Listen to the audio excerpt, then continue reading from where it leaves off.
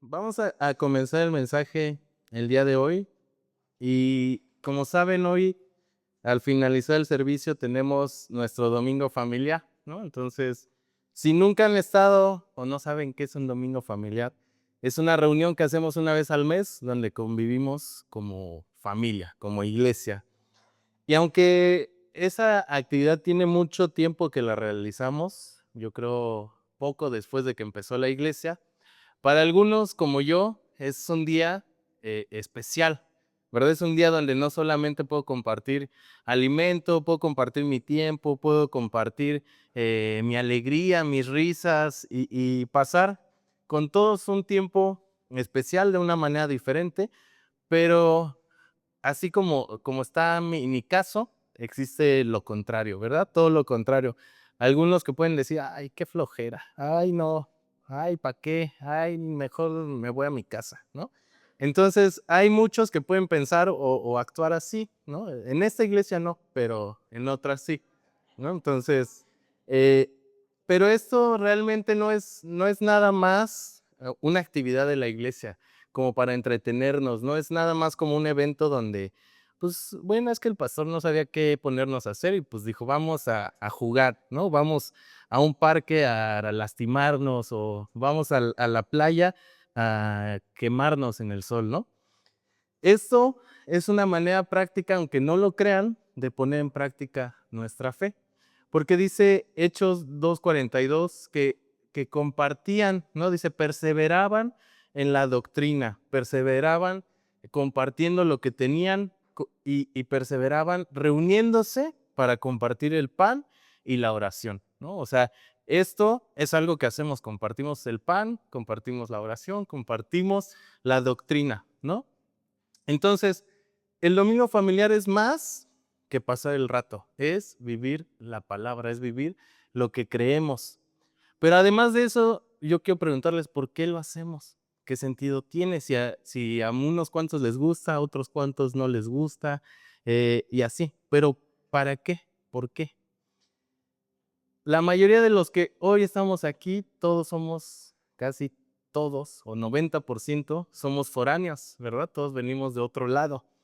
Y estamos lejos de nuestra familia de sangre. Y nosotros, al menos la pastora y yo, cuando llegamos, no teníamos con quién comer, no teníamos con quién pasar el rato, no teníamos con quién hablar, ¿no? Y seguramente ella ya se había aburrido de mí, ¿no? Y yo de ella, y ya queríamos como platicar con otras personas. Pero gracias a Dios, en la iglesia encontramos la familia que dejamos en otro lado. Yo tengo toda una vida siendo cristiano, ¿no? Como les he dicho, nací cuando mi familia ya era cristiano y aunque no siempre me comporté como tal, desde siempre ya nací con ese título, ¿no? Entonces, para mí siempre fue normal llegar a la iglesia y decirle, hermano, hermana, buenos días, hermano, ¿qué tal? Hermana, saludos, ¿no? O sea, y saludar a todos de hermano, hermano. Eso era muy normal para mí. Pero siendo honestos, probablemente la mayoría de las veces que lo decía era, pues de dientes para afuera, ¿no? Era, "Ah, sí, hermano, ¿cómo estás? ¿No? Porque acabando el servicio, yo no me iba a comer a su casa, ni ellos iban a comer a la mía, y seguramente no iba a saber nada de ellos en toda la semana, hasta el próximo domingo que los volviera a ver. Entonces, aunque yo les dijera, hermano, buenas tardes, hermana, ¿cómo está? ¿Cómo ha estado la familia? ¿Cómo están los hijos? Todo, pues realmente en la semana no se veía esa hermandad que tanto decía, ¿verdad? Pero fue hasta que Dios nos trajo a Mérida que experimentamos el verdadero significado de ser y tener una familia en la iglesia. Porque cuando no teníamos a nadie de nuestra familia cercana, Dios nos rodeó de nuestra nueva familia eterna, ¿verdad? Entonces, me acuerdo que al comienzo, cuando era chalán de David, ¿no? Si alguien no ubica a David, está ahí atrás. A ver, David, alza tu mano. Él es David, ¿no? Entonces, cuando comenzamos la iglesia, David es el maestro carpintero que nos ha ayudado a hacer algunos muebles como el de la cafetería, como el de Mundo Kids y algunas cosas, ¿no? Entonces yo era su chalán, ¿no? Y trabajaba estábamos juntos y en ese tiempo platicábamos, hacíamos cosas mientras tintábamos, mientras esto.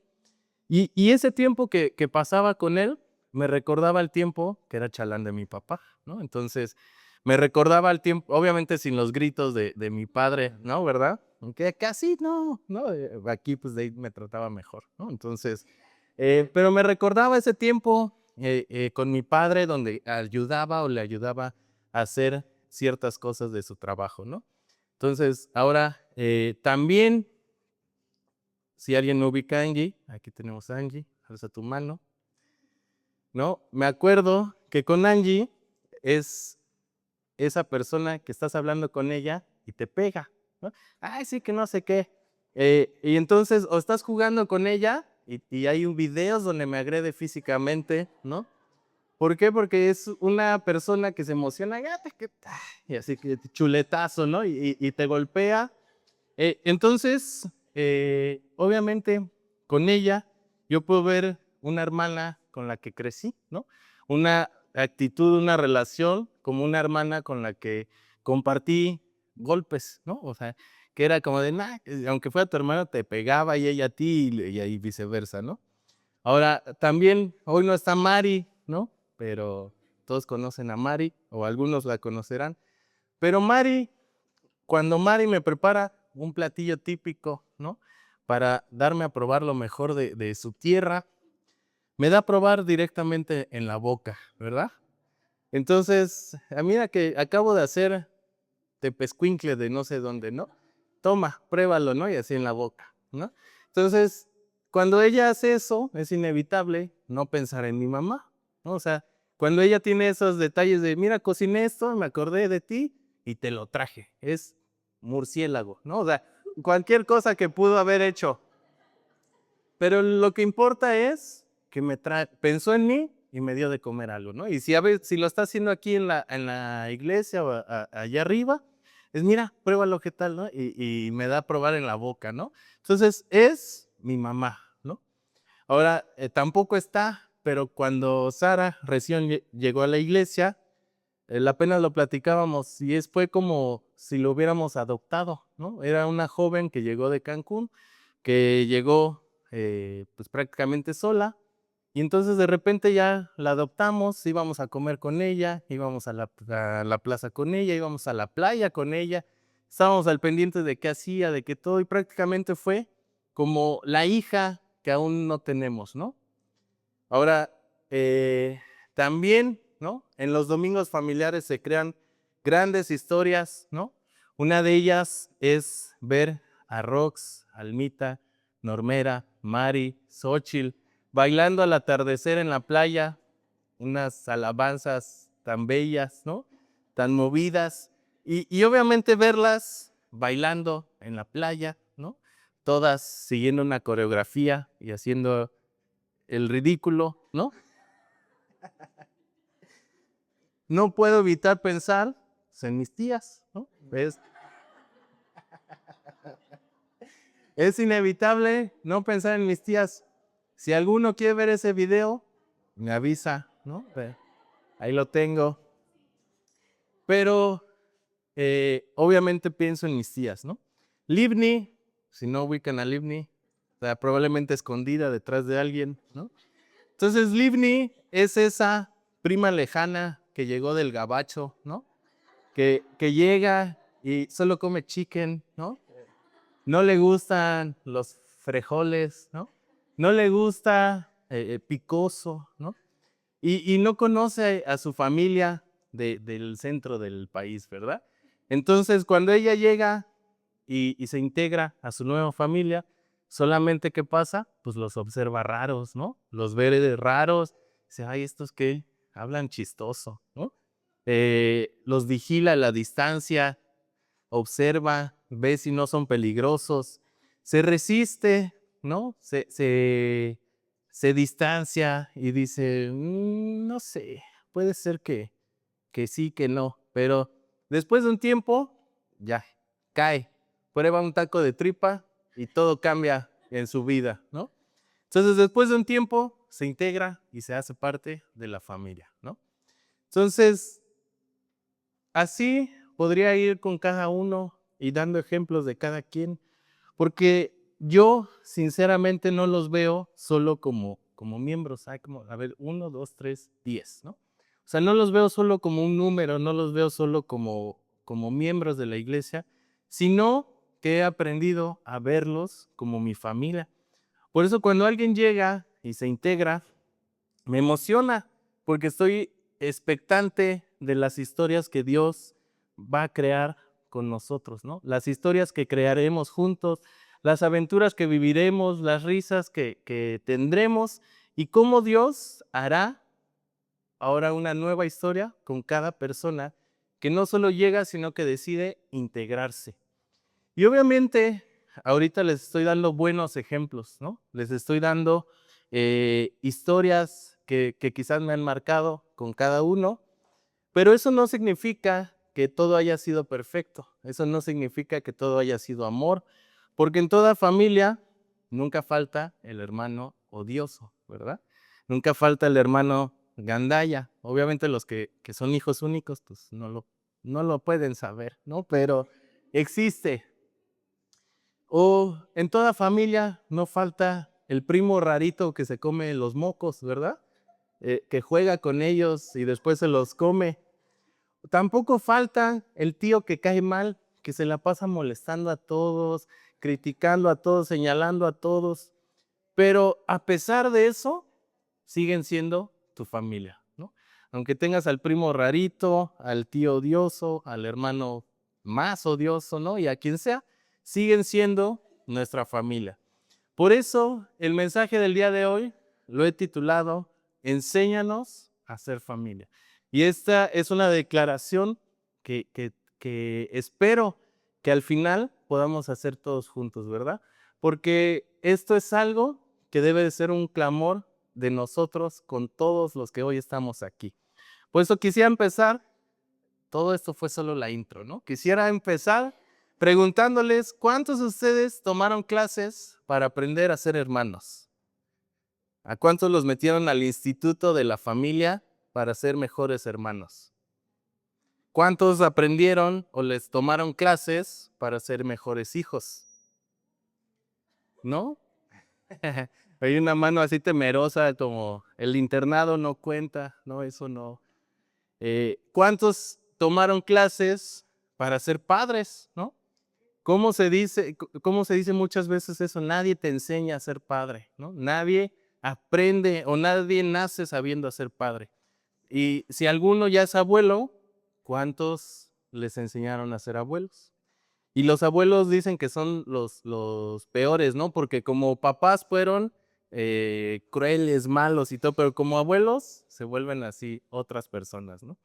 Entonces, la realidad es que no existe esa escuela. Nadie aprende a ser familia en un instituto, tomando un curso o un diplomado. Por eso quiero que piensen ahora en su familia. ¿Cuántos de ustedes eligieron a sus padres? ¿Cuántos eligieron a sus hermanos? Menos, ¿verdad? Probablemente nadie elegiría, bueno, no nadie, muchos no elegirían a sus hermanos, ¿verdad? Entonces nadie de nosotros tuvo la oportunidad de levantar la mano y decir, no, no me gusta esa familia, prefiero la de allá, ¿no? O sea, no me gustó nacer en este hospital, quiero que me lleven con otra familia. Nadie tuvo esa posibilidad. Simplemente llegamos a ella. Y aunque nadie escogió a su familia, aprendimos a vivir con ella. Aprendimos a soportarnos, a perdonarnos, pero también aprendimos a celebrar juntos, a llorar juntos, a permanecer juntos en los momentos difíciles. Y eso es lo que hace una familia, permanecer. Cuando una familia está en problemas, normalmente se une más que distanciarse. Nadie dice, pues es tu bronca y nos vemos, ¿no? Sí existe, ¿no? Sí hay quien sí lo hace, pero una familia normal, ¿no? O que está intentando ser una familia unida, va a buscar, en esos momentos va a buscar estar más juntos que nada, ¿no? Sin embargo, eso es algo que hacemos con nuestra familia normal. Pero a nuestra familia espiritual muchas veces la vemos y la tratamos de una manera completamente distinta. Porque cuando algo no me gusta de mis hermanos, ¿no? De mi tío, de mi primo, de mi familia, como les ponía ejemplos, cuando algo no me gusta, me alejo. Cuando alguien me ofende, dejo de hablarle, ¿no? Cuando surgen diferencias, actuamos como si pudiéramos desconectarnos sin consecuencias. Simplemente decimos, no me pareció, ahí nos vemos, ¿no? Como si pudieras hacer eso en tu familia normal, ¿no? Piénsalo un momento, ¿cuántos de ustedes se pelearon con sus hermanos y dijeron, ya, no quiero ser tu hermano, vete de la casa? A lo mejor lo dijiste y ¿qué pasó? Nada, siguió siendo tu hermano, va a seguir viviendo contigo el tiempo que estén juntos y hagas lo que hagas, no vas a poder quitarte ese lazo. Entonces, Dios nunca diseñó la iglesia para funcionar como un club donde entras y sales dependiendo de cómo te sientas, ¿no? La iglesia no está pensada para decir, pues hoy no me gustó, ¿no? Hoy sí estuvo bien, sí voy a regresar, pero a veces no me gusta y me voy, ¿no? Sino que la iglesia fue pensada como una familia a la que perteneces a pesar de las diferencias. Y una evidencia de las mayores evidencias de nuestra madurez espiritual no es congregarte, es aprender a ser familia.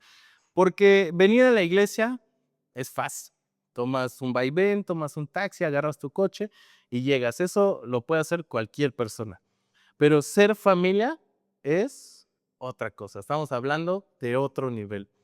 Por eso hoy quiero que veamos juntos no solo qué significa, sino cómo ser familia y aprender en 4 verdades que si las vivimos pueden transformar la manera en la que vivimos y compartimos nuestra fe. Entonces, punto número 1 es Dios no solo nos salvó, nos adoptó. Entonces todos decían al comienzo que nadie era adoptado. Mentira, todos somos adoptados, ¿no? Entonces dice Efesios 2:19, por eso ustedes ya no son extranjeros, ya no están fuera de su tierra, sino que ahora comparten con el pueblo santo los mismos derechos y son miembros de la familia de Dios. Entonces, en este versículo, la Biblia pudo haber usado palabras más distantes, pudo haber dicho, somos miembros de una organización sin fines de lucro, ¿no? Son miembros, una vez que aceptan en Jesús, son miembros de una institución. Ahora, ustedes, al aceptar a Cristo, se han vuelto parte de un movimiento religioso. Pues, la Biblia lo pudo haber escrito de esa manera, pero no lo está diciendo así. Está usando una palabra mucho más profunda que es familia. Dice, ahora son miembros de la familia de Dios. Y esto no es casualidad, no fue un error, porque anteriormente ya se había usado la palabra adopción para describir lo que Dios hizo con nosotros. Y lo leemos un capítulo antes en Efesios 1:5. Por su amor, Dios nos había destinado para ser adoptados como hijos suyos, por medio de Jesucristo, según el buen propósito de su voluntad.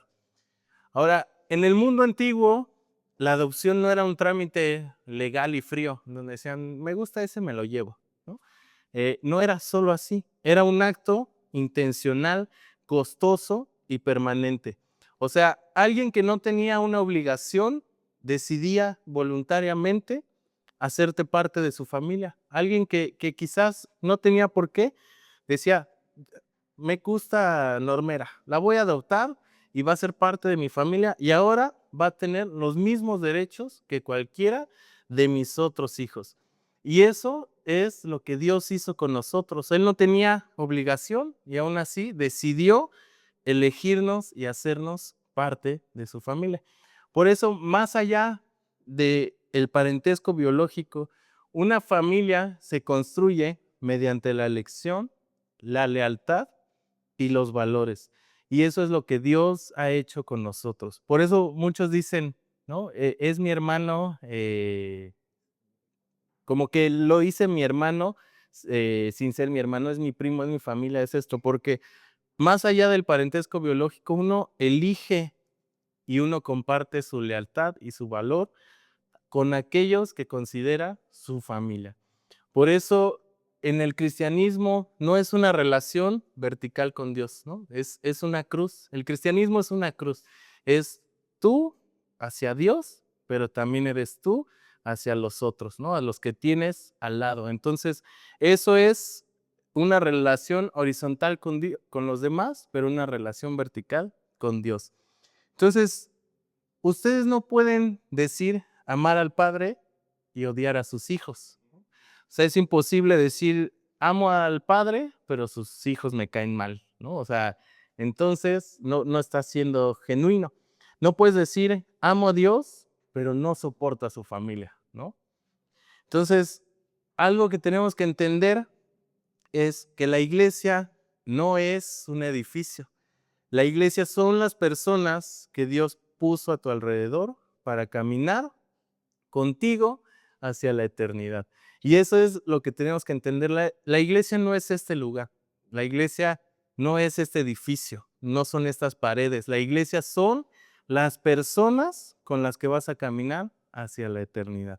Entonces, ambas cosas son inseparables. Necesitamos aprender a amar a aquellas personas que Dios colocó a nuestro lado, incluso cuando son muy diferentes a nosotros.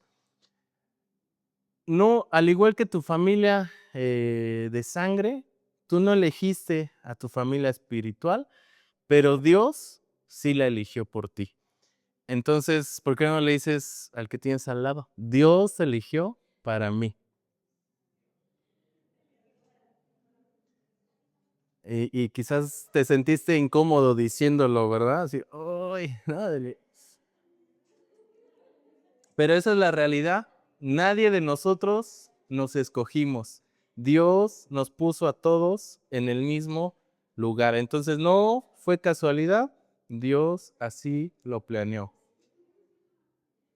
Punto número 2 es, el propósito es soportar las diferencias. Dice Colosenses 3, 12 y 13. Lean con atención, sean compasivos y bondadosos, sean humildes, amables y pacientes. Sopórtense unos a otros, ¿no?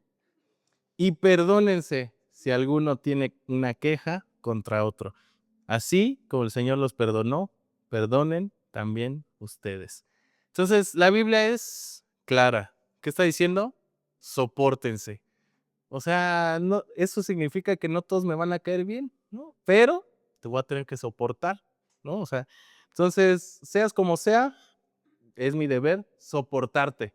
Ya si nos logramos llevar bien, pues es ganancia, ¿no? Pero si no, pues aunque te soporte, aunque nos soportemos mutuamente, ¿no? Entonces, algo que llama la atención justamente es estas dos palabras, soportarnos y perdonarnos. Y Dios lo hace y lo deja textualmente escrito porque nosotros a veces lo olvidamos. No existen personas perfectas y no existen familias perfectas. ¿Cuántos pueden confirmar que una familia, la familia es complicada en sí? ¿Todos tienen familia y es complicada o todos van a ser mentirosos y decir, no, mi familia es bien linda, todo da, ¿no? O pueden confirmar conmigo y decir la familia es complicada, ¿sí? Entonces, si tu familia de sangre ya es complicada en sí mismo, piensa que tu familia espiritual está llena de personas pecadoras, personas heridas, personas lastimadas, personas en proceso, y piensa y dime si no es aún más complicada.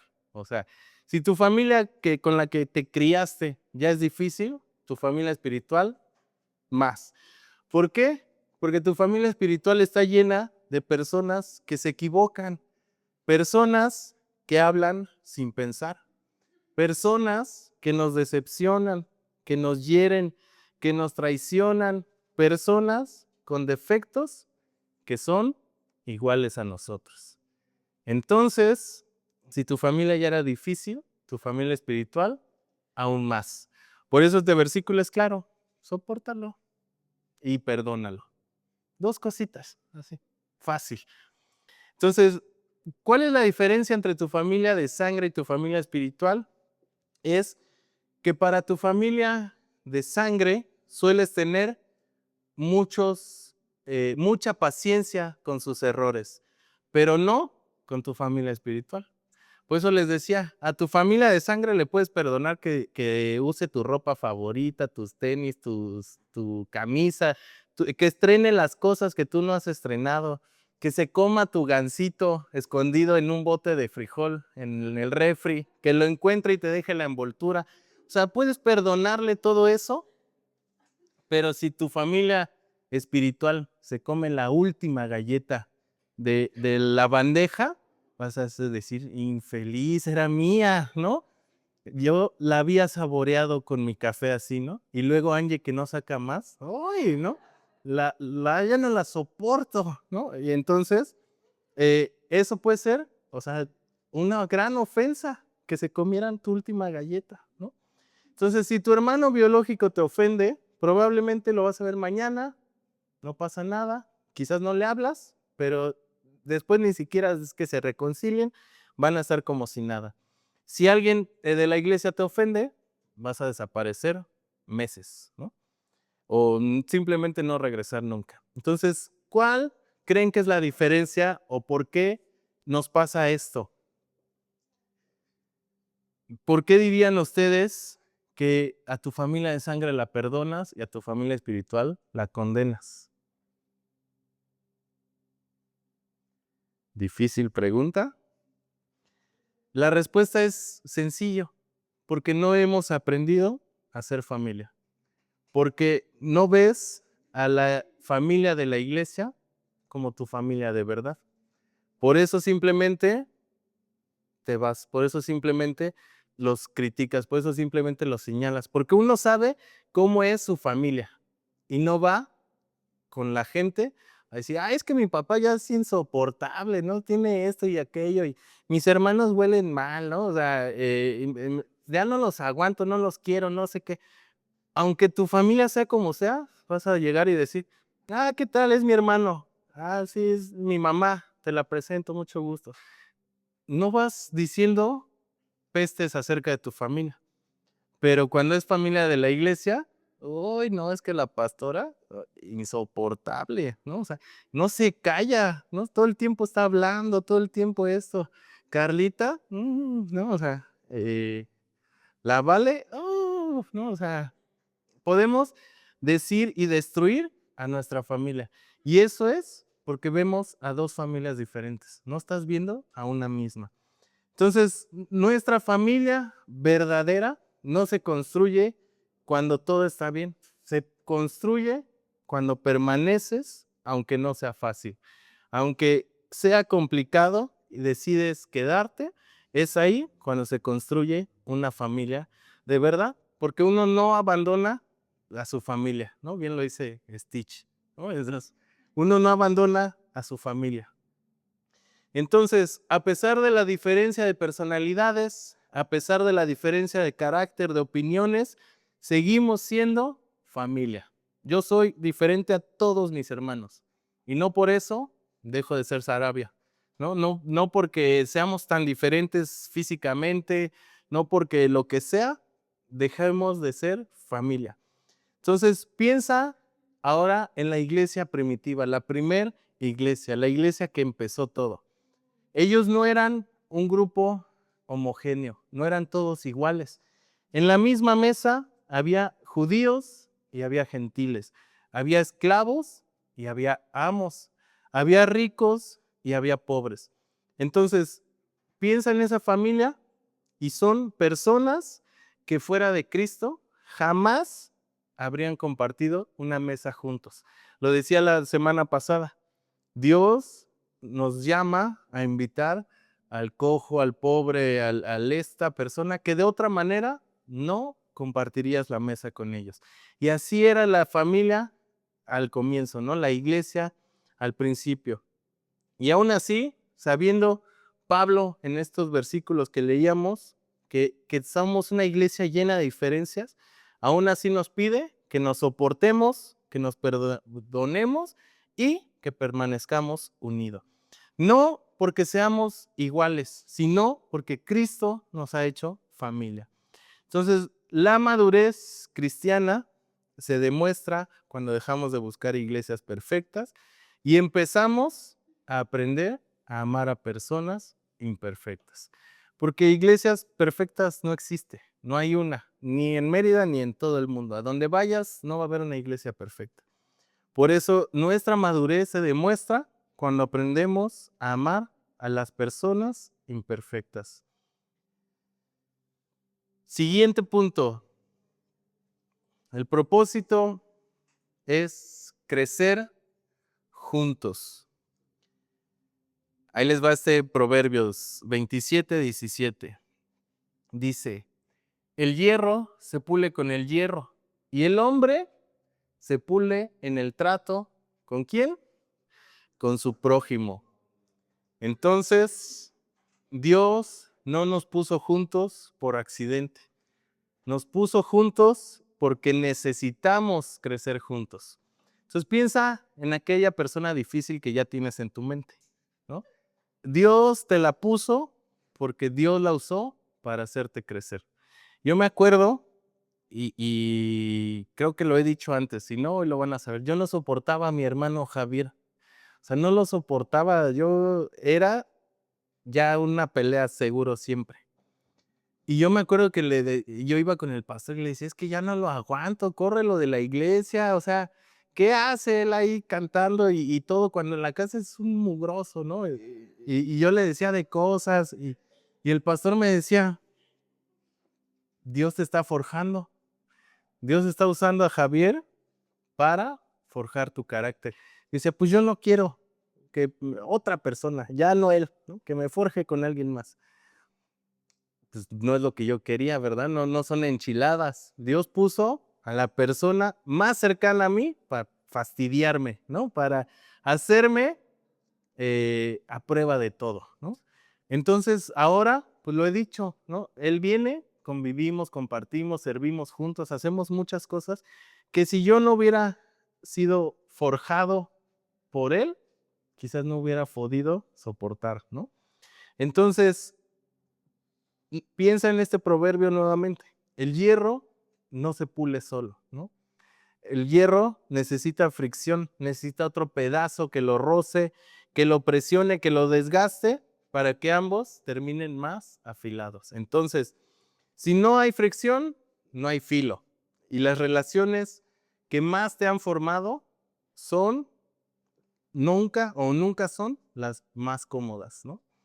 O sea, las personas que más te han enseñado no van a ser la persona que mejor te trató. Fue la que peor te trató, la que más mal te hizo.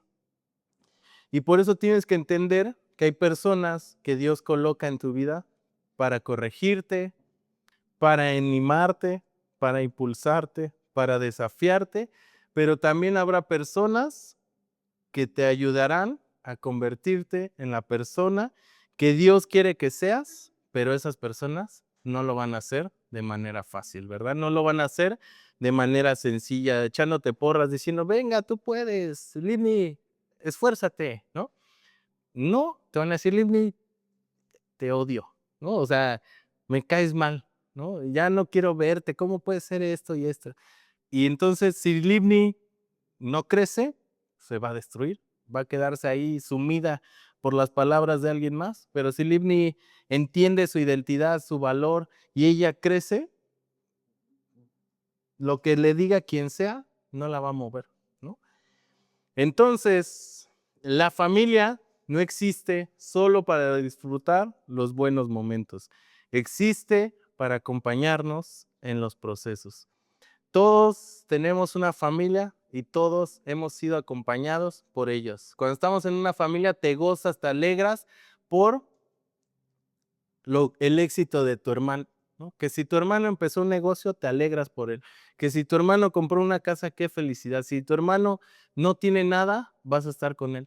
Lo vas a acompañar, le vas a ayudar y lo vas a ayudar a salir de ese proceso, de ese momento difícil. Entonces, habrá temporadas donde tú seas el que necesite ayuda y habrá temporadas donde tú seas el que ayude a alguien más. Por eso lo he dicho muchas veces, la iglesia no puede ser un lugar donde solamente vienes a consumir, un lugar donde solamente vienes a recibir, un lugar donde solo absorbes. La iglesia tiene que ser un lugar donde contribuyes, donde sirves, donde acompañas a otros, donde levantas a otros, porque eso es lo que hacía la iglesia primitiva, ¿no? Y vamos a leer Hechos 2:44, que es el versículo que comentábamos al inicio. Todos los creyentes se mantenían unidos y compartían todo lo que tenían. Cada día se reunían en el templo y partían el pan en sus casas, comían juntos con alegría y generosidad de corazón. Entonces, este versículo nos muestra que los primeros cristianos no asistían simplemente a reuniones. Compartían sus cargas, compartían sus recursos, compartían sus vidas y eso los hacía ser familia y por eso transformaron al mundo. Entonces, la iglesia deja de ser un lugar cuando comienza a convertirse en familia. O sea, cuando tú piensas en la iglesia como un lugar, jamás la vas a ver como una familia. Pero cuando tú ves la iglesia como una familia, deja de convertirse en un lugar. A mí me dicen cuando voy a Ciudad de México, ¿cuándo vas a regresar? Mi respuesta es, espero que no pronto. Espero que no tenga que volver. Ay, ¿qué te pasa? ¿Y tu familia? Mi familia está allá. Mi familia está aquí. Los amo, a mi mamá, a mis hermanos y todo, pero mi familia no es esta. Mi familia es aquella, ¿no? Entonces yo sé que suena algo radical, algo fuerte, pero para mí ya es una convicción. Ustedes, aunque lo que sea, son mi familia, ¿no?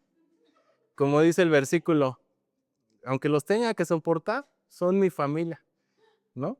Entonces quiero hacerles la pregunta, ¿están construyendo relaciones reales dentro de la iglesia o solo asisten a reuniones? No quiero saber sus respuestas, pero quiero que lo piensen, ¿no? ¿Construyen relaciones reales dentro de la iglesia o solo asisten a reuniones? Y el último punto final, es Jesús nos hizo familia.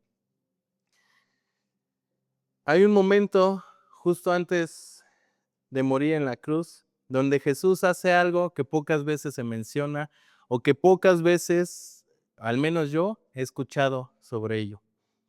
Piensa en Jesús colgado en la cruz, sufriendo, dando su vida, y en medio de ese dolor voltea a su madre y a uno de sus discípulos y hace algo extraordinario que es, los convierte en familia el uno del otro.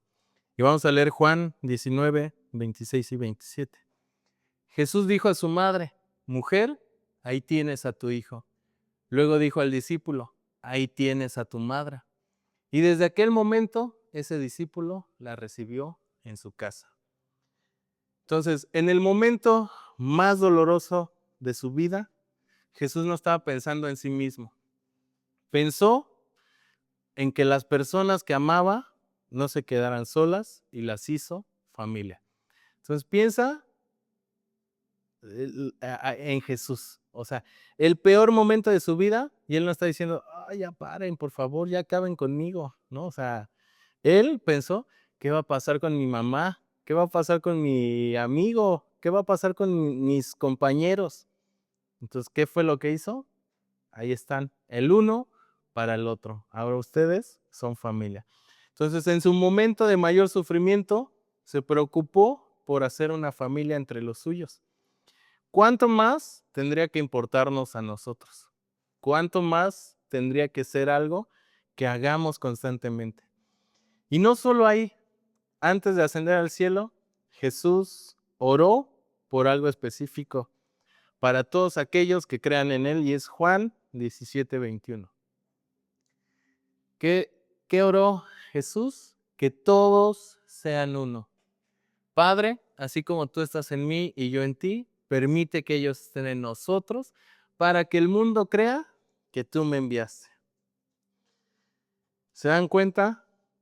La unidad de la familia de Dios no es cualquier cosa, no es un detalle secundario, no es un, pues si quieren, o sea, bueno, venimos todos a la iglesia y si quieren, pues llévate bien con el otro, si quieres, trátalo bien, si quieres, salgan a comer, pasen el rato, es parte de cómo el mundo conoce a Jesús. Entonces la unidad no es opcional, no es algo que puedas considerar, es nuestra obligación. Porque cuando una familia espiritual permanece unida a pesar de nuestras diferencias, el mundo va a ver algo que no puede explicar. ¿Por qué una persona que es completamente diferente a la otra están tan unidos, tan juntos? La razón es Jesús. No hay otra manera, no hay otra forma. Entonces, para terminar, todos entendemos, sabemos, nos consta que una familia tiene momentos difíciles. Hay desacuerdos, hay heridas, hay malos entendidos, hay malos tratos, hay problemas como en toda familia. Pero nadie deja de ser familia por eso, ¿no? Yo he tenido problemas con todos mis hermanos, no dejan de ser mis hermanos. He tenido problemas con mi mamá, tuve problemas con mi papá, no dejan de ser mis papás, ¿no?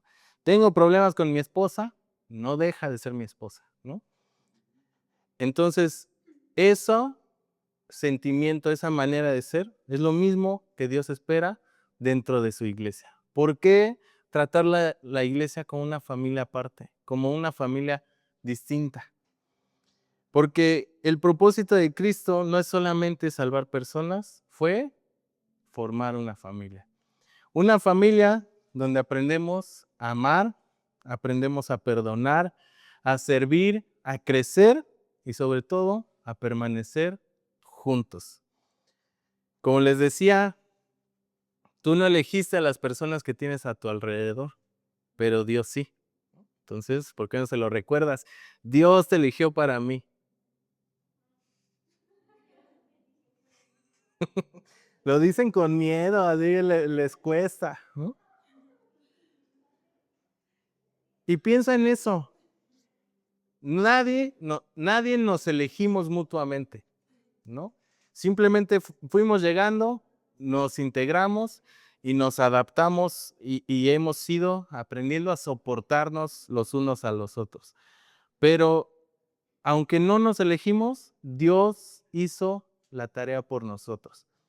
Porque ¿de qué otra manera podrías tener tanta variedad en una misma familia? ¿No? ¿De qué otra manera podrías tener una oaxaqueña con una chilanga? Un chilango con un cancunense, quintanarroense, ¿no? ¿De qué otra manera podrías tener una amistad o una familia entre un alto y un chaparro, un güero y un moreno, un chino y un lacio, un serio y un divertido, ¿no? Un gordo y un flaco? O sea, es imposible que en una misma familia haya tanta variedad como lo hay en la familia espiritual. Entonces, si Dios nos puso en el camino, no fue solamente para que compartiéramos una reunión en la semana. Fue para aprender juntos a cómo ser una familia real. Por eso la pregunta hoy no es, ¿perteneces a la familia de Dios? ¿Eres parte? Esa no es la pregunta. Porque si tú has creído en Cristo, automáticamente formas parte de la familia de Dios. Pero la pregunta que sí debemos de hacerlo es, ¿estás viviendo como parte de esa familia? ¿Estás viviendo como parte de la familia de Dios? ¿O estás viviendo como un visitante, como una persona que no ve a los demás como su familia real? Porque siendo honestos, todos queremos una familia que nos ame. Todos queremos una familia que nos apoye y que nos acompañe. Y esa familia ya existe y está a tu alrededor. ¿no? O sea, aunque no lo creas, aunque no lo puedas ver, esa familia que has soñado está aquí.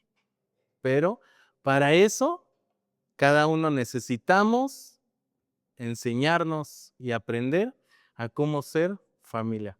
Entonces, vamos a ponernos de pie y terminar este tiempo con una oración.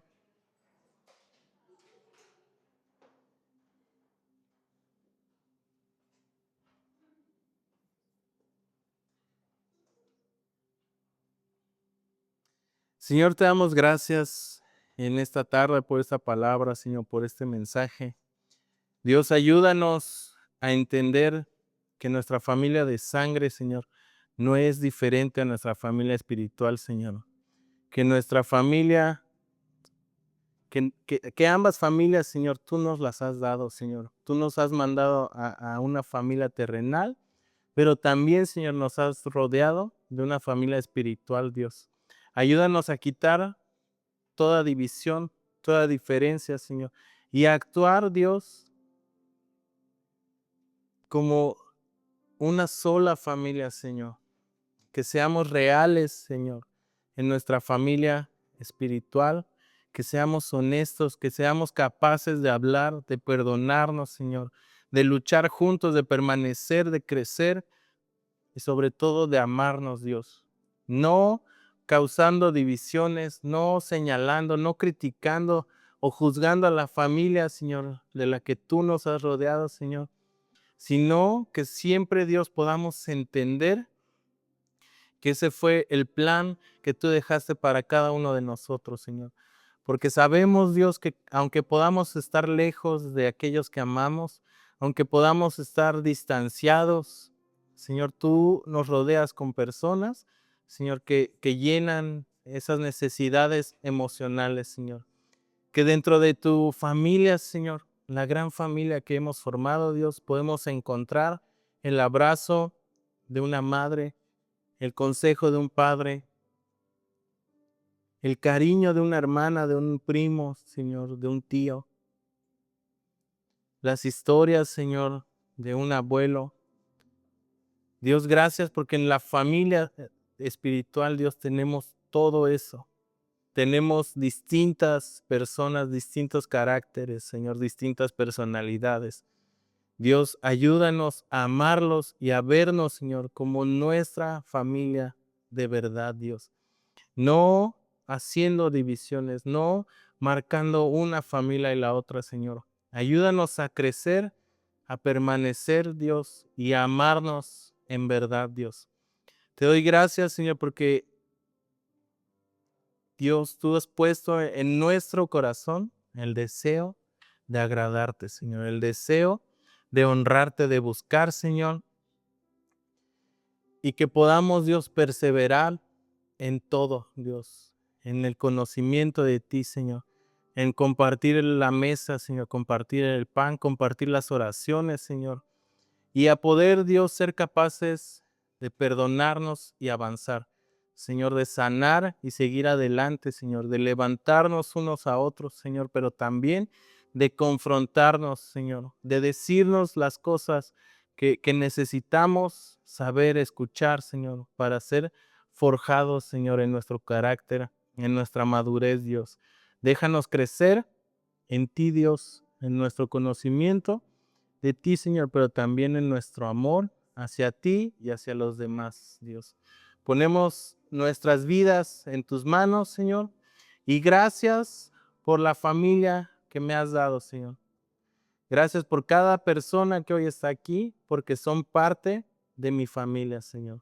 No somos solo miembros, asistentes, un número, Señor. Somos hermanos, Señor, porque tú eres nuestro Padre, Dios. Todos somos una misma familia, Dios. En el nombre de Jesús te damos gracias por este mensaje, por este tiempo y porque sabemos, Dios, que tú nos pondrás a prueba, Señor, y nos ayudarás, Dios, a enfrentar aquello que decimos creer, Dios. En el nombre de Jesús te damos gracias. Amén. Amén.